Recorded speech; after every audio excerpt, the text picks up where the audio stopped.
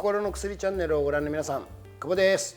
今日はですね、久しぶりに本の紹介をしたいと思います。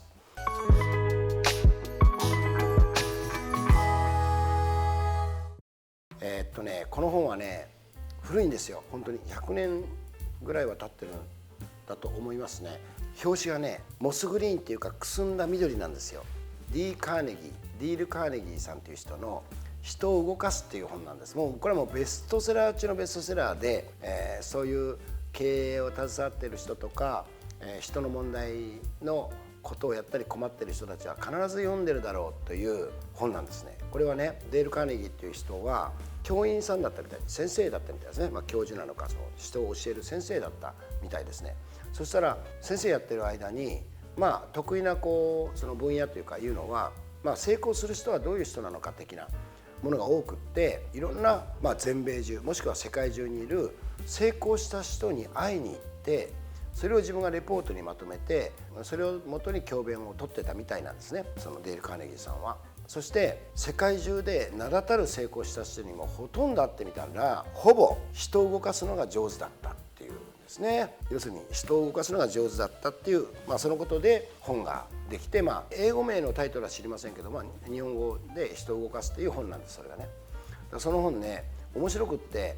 いろんな人のあるね、この方はこんなことで成功したんでしょうね、この人はこんなことで成功したんでしょうね、この人はこういうことをやったから成功したんでしょうねっていうことなんですけども、それをまとめるとですね、人を褒めるのが上手な人だったっていうんですよ。ほぼ成功した人はなんか分かるような気がしますよね。なんとなく人を褒めてあげることが上手だったり大好きだった人が大体成功しているというようなことなんですよ。ちょっとあんな立派な本を一言で表現する僕はちょっと乱暴かもしれませんが、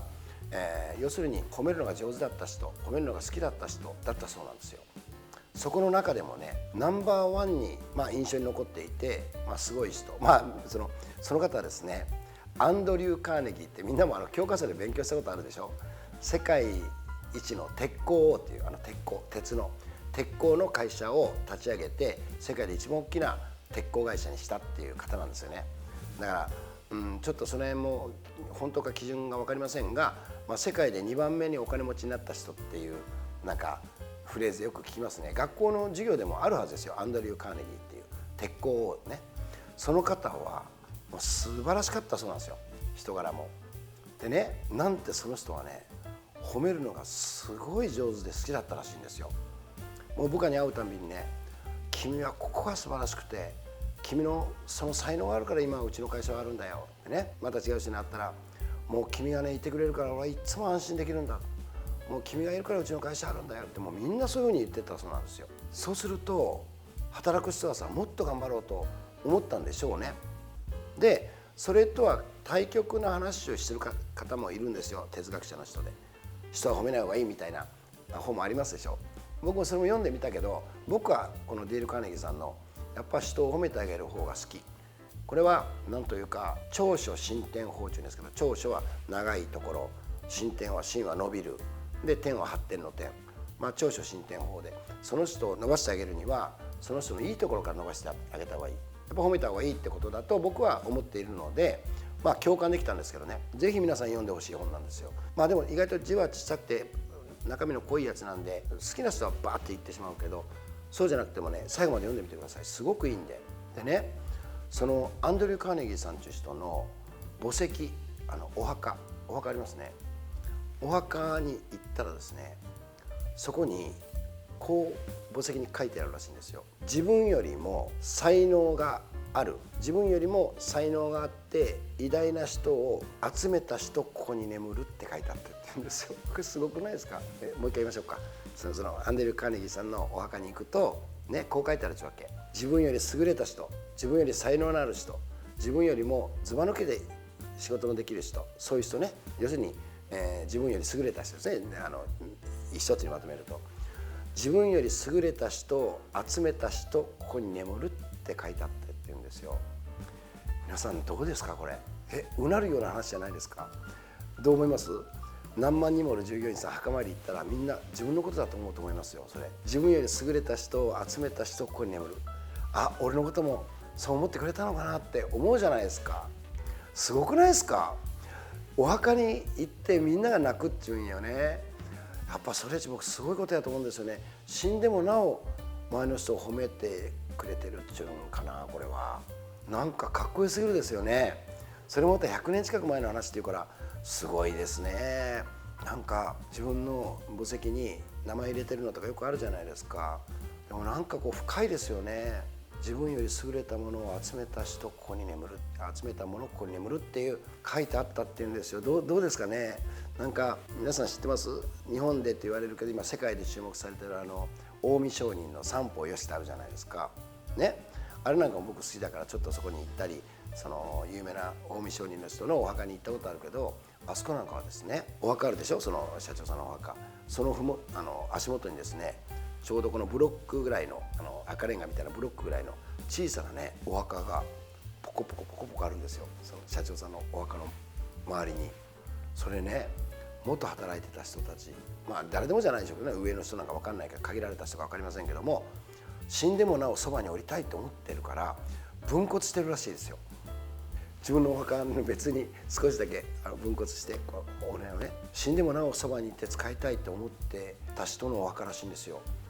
ちょっと足つまずきそうですけどね、ここポコポコってあるからですね、並んだりしてないんですよ。こうちょっとイレギュラーな感じなんですけども、それもやっぱ同じですよね。そんな思いにさせたっていうことだし、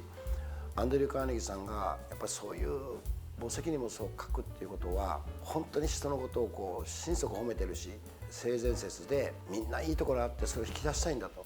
100% 引き伸ばすんだと思ってたんでしょうね。それとか採用する時もやっぱりいい人を採用しとったのか分かりませんが、とにかく僕がこの本を読んでね、人を動かすということはこういうことなんだなと。で、本を読んでたら他にもあるんですよ。ナポレオンって昔ヨーロッパを統一したナポレオンいるでしょ。ナポレオンが一番好きだった言葉は希望を配る人っていう言葉らしいんですよね。希望を配る人も同じじゃないですか。希望を配るっていうのは、会ったためにお前はできるぞ、絶対やれると思うよ、お前は成功するんだよっていう、そういうふうに言ってたから希望を配る人っていうのが自分の好きな言葉だったみたいですね。だから僕はこの本読んで自分の生き方っていうかにすごく影響されてるし、インスパイアされてるし、人を褒めていくってことが大事なんだろうなと。でね、その本の中に余談でもあるんですけどね、世界一大きいスチール工場を作ったらしいんですよ。なんかわかんないけどスチールね、鉄を使った製品の会社を作ったらしいんですよ。それが全米で一番大きい会社だから、それの社長を選ぶね、次の社長、その方はもういっぱいの会社持ってる人だから、その会社の社長を選ぶときにね、取締役会議でみんながね、いやあの人が社長がいいんじゃないか、あの人がいいんじゃないかってこう話し合ったらしいんですよ、会社の中で。で選ばれたのはそのアンドリュー・カーネギーが、いやもうあの人にしてくれってもう独断で決めたらしいんですよ。でその決めた後に関係者の人が、なぜあの人を社長にしたんですかって言ったらね、